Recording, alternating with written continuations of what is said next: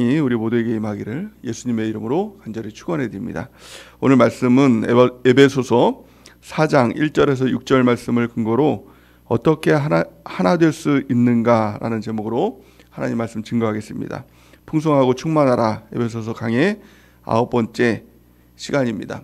우리가 예수님을 믿으면서 가장 중요한 한 가지가 있다면 하나됨입니다. 예수님께서 이 땅에 오셔서 또 우리 가운데 교회를 만드시고 또 우리가 하나됨의 공동체를 주셨습니다.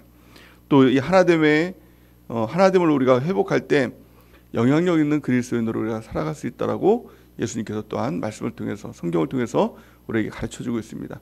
예수님께서 이 땅에 오셔서 또 마지막으로 공생애를 마치면서 하나님께 기도하셨던 그 제목을 그 기도 내용을 보면 하나됨을 위한 기도를 하고 있는 것을 볼 수가 있는 것입니다. 요한복음 17장 21절 말씀 우리 같이 한번 읽어보겠습니다. 시작. 아버지여, 아버지께서 내 안에 내가 아버지 안에 있는 것 같이 그들도 다 하나가 되어 우리 안에 있게 하사 세상으로 아버지께서 나를 보내신 것을 믿게 하옵소서. 아멘. 예수님께서도 이 하나됨에 대한 간절한 소망을 가지고 아버지 하나님께 기도하는 내용들을 볼 수가 있는 것이죠. 그래서 왜 하나됨이 이렇게 중요한 것일까요? 또 어떻게 우리가 하나됨을 이루어 나갈 수 있을까요? 오늘 본 말씀은 이 사도 바울을 통해서 우리 가운데 왜 하나됨이 중요한가, 또 어떻게 하나됨을 이루어 나갈 수 있는가를 가르쳐주고 있습니다. 왜 하나됨이 그렇게 중요할까요? 오늘 본 말씀을 보니까 1절 말씀 우리 같이 한번 보겠습니다. 1절 시작.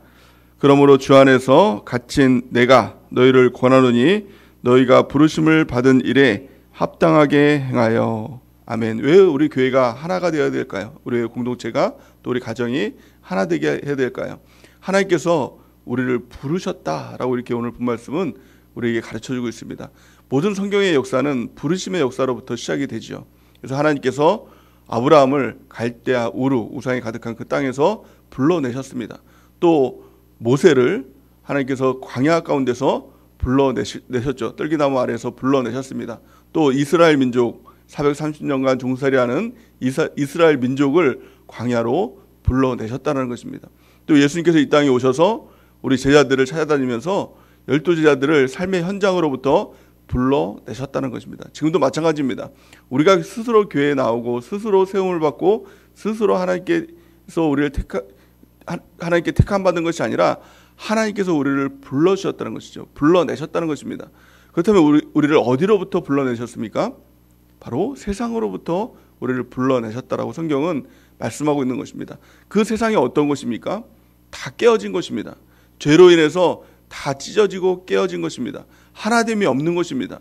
다 둘이었던 것이 하나 됐죠. 하나님과 우리와의 관계 하나였는데, 또 사람과 사람과의 관계도 하나였는데 죄로 인해서 다 깨어지고 다 나뉘어진 그 현장으로부터 우리를 불러내셨다라는 것입니다. 왜 불러내셨습니까? 예수님의 십자가의 그 사역을 완성하시기 위해서. 그 십자가의 사역이 무엇입니까? 하나됨의 사역이라고 성경은 우리 가운데 말씀하고 있는 것입니다. 우리 에베소서 2장 1절에서 7절 말씀을 먼저 읽어보겠습니다. 에베소서 2장 1절에서 7절 시작. 그는 허물과 죄로 죽었던 너희를 살리셨도다. 그때 너희는 그 가운데서 행하여 이 세상 풍조를 따르고 공중의 권세 잡은 자를 따랐으니 곧 지금 불순종의 아들들 가운데서 역사하는 영이라.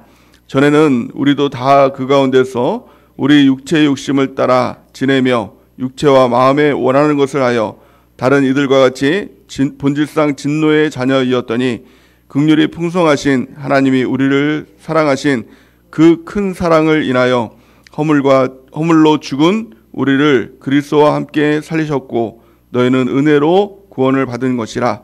또 함께 일으키사 그리스도 예수 안에서 함께 하늘에 앉히시니 이는 그리스도 예수 안에서 우리에게 자비하심으로써 그 은혜의 지극히 풍성함을 오는 여러 세대에 나타내려 하심이라.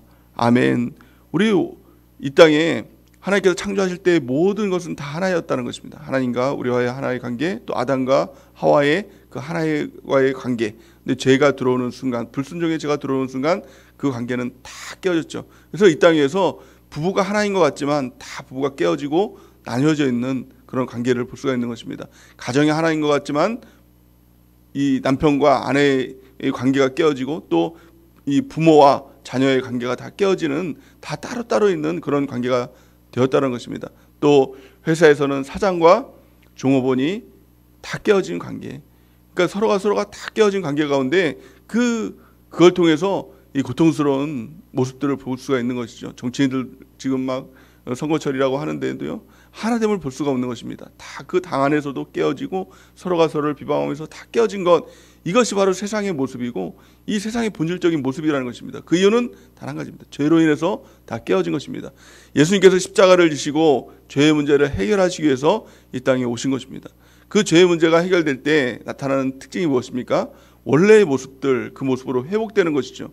하나님께서 창조하실 때 하나됨을 이뤘던 그 모습으로 회복하는 것, 이것이 바로 십자가의 능력입니다. 죄의 능력이 무엇입니까? 하나를 둘로 쪼개는 것이 죄의 능력이라면 십자가의 능력은 둘을 하나로 만드는 것이 십자가의 능력이다라고 성경은 말씀하고 있는 것입니다.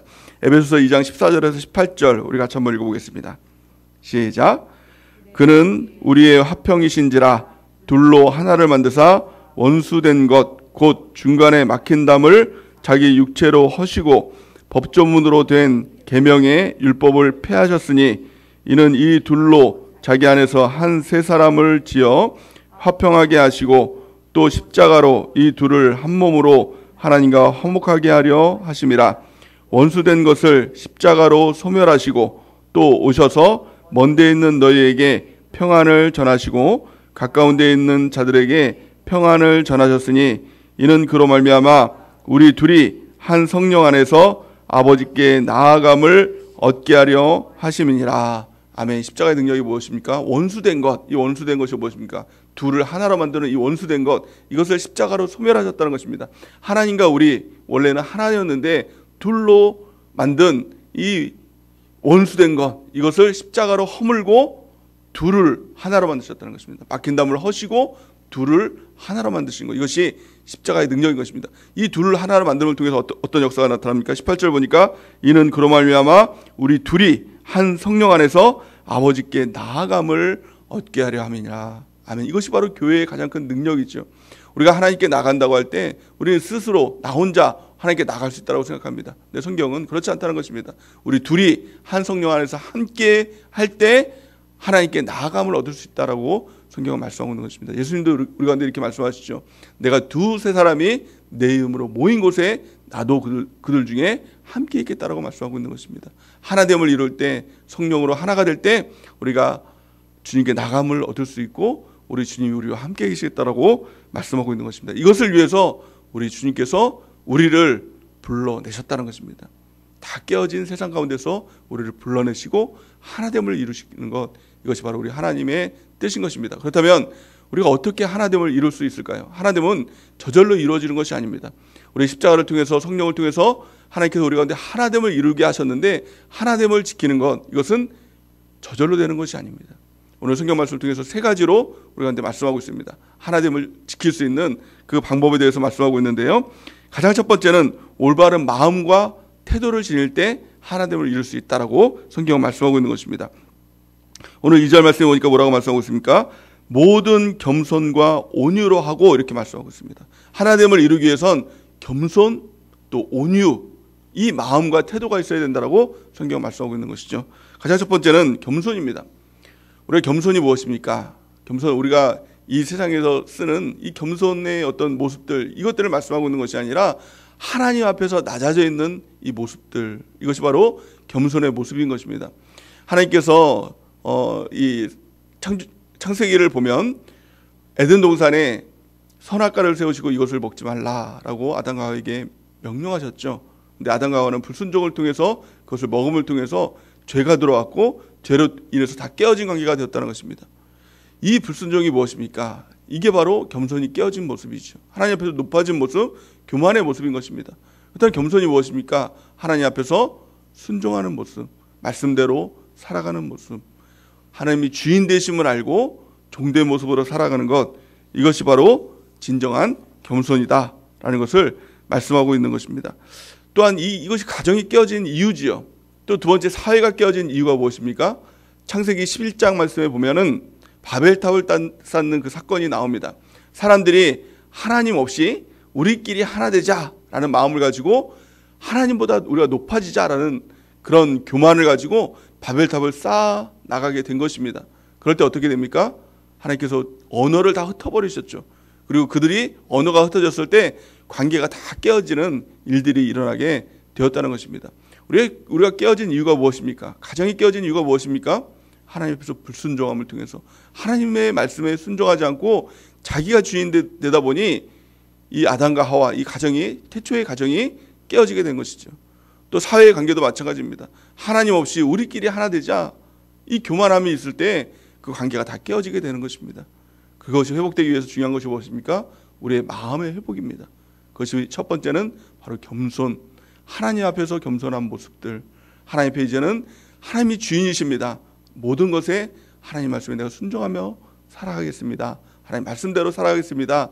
이 모습이 회복될 때 태초에 깨어졌던 그 과정, 아담과 하와의 그 깨어진 과정이 다시 하나 되는 과정으로 회복되는 역사가 나타나게 될 줄 믿습니다. 우리의 사회도 마찬가지죠. 우리끼리 하나 되자, 이것은 큰 교만인 것입니다. 우리 주님을 주인으로 모셔드리고 주님 안에서 우리가 하나됨을 이루어 나가는 것. 그래서 하나님보다 높아지겠다라고 생각했던 바벨탑을 쌓지 않는 것. 그럴 때 겸손한 모습으로 나아갈 때 우리 공동체가 하나 되는 역사가 나타나게 될 줄을 믿습니다. 두 번째, 온유입니다. 겸손과 온유, 이 태도를 가져야 되는 것이죠. 온유는 무엇입니까? 사람들은 온유를 약함이라고 생각을 합니다. 그러나 성경에서 말하는 온유는 약함이 아닙니다. 이것은 길들여지는 것이 바로 온유입니다. 원어로 보면 프라우퍼스라고 이렇게 이야기를 합니다. 프라우퍼스라는 것은 야생 동물이 길들여지는 그런 과정들, 그것을 프라우퍼스라고 이렇게 얘기를 하는데요. 그러니까 쉽게 말하면 야생마가 준마로 길들여지는 이 과정을 온유라고 하는 것입니다. 우리는 다 마음과 육체가 원하는 대로 행했던 야생마와 같은 그런 존재, 그것이 바로 우리 인간이라는 것입니다. 근데 하나님의 말씀으로 또 공동체 안에서 우리가 하나님의 사람으로 길들여지는 것, 이것이 바로 온유입니다. 길들여지기 위해선, 이 야생마가 길들여지기 위해서는 사람의 손길이 있어야 되죠. 또 명령이 있어야 되죠. 그 명령을 듣고 길들여지는 것, 이것이 중요한 것입니다. 우리도 마찬가지로 우리 신앙이 길들여지기 위해서는 혼자서는 안 됩니다. 혼자 마음과 육체가 내가 알아서 하겠다는 신앙으로는 절대 온유의 마음을 가질 수가 없는 것입니다. 터치를 받아야 됩니다. 명령을 들어야 됩니다. 또 내 이 못된 이 자아들, 고집들, 이것들을 하나하나 죽여나갈 때 우리가 온유함을 가질 수가 있는 것입니다.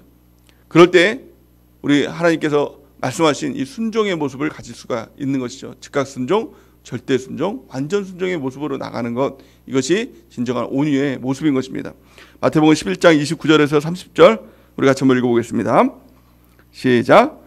나는 마음이 온유하고 겸손하니 나의 멍에를 메고 내게 배우라. 그리하면 너희 마음이 쉼을 얻으리니 이는 내 멍에는 쉽고 내 짐은 가벼움이라 하시니라. 아멘. 우리 주님의 마음이 바로 이 겸손한 마음, 또 온유한 마음이라는 것입니다.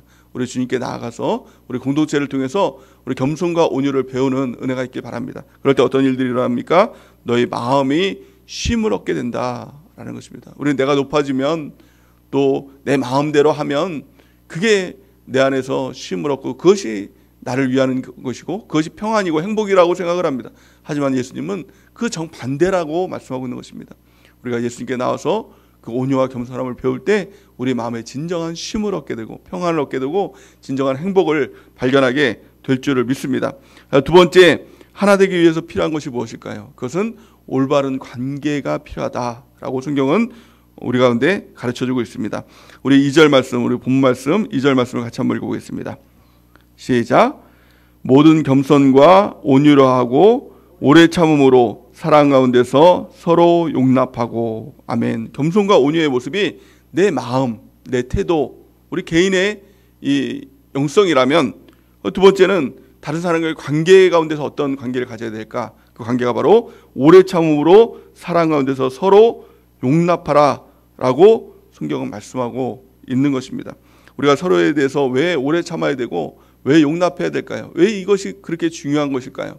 하나님께서 우리를 먼저 오래 참으시고 용납하셨기 때문에 그 하나님께서 우리 서로를 향해서 너희는 그를 향해서 오래 참으라, 용납하라 라고 명령하셨기 때문에 이것을 반드시 오래 참음과 용납을 통해서 우리가 하나 되어야 된다라고 성경은 말씀하고 있는 것입니다.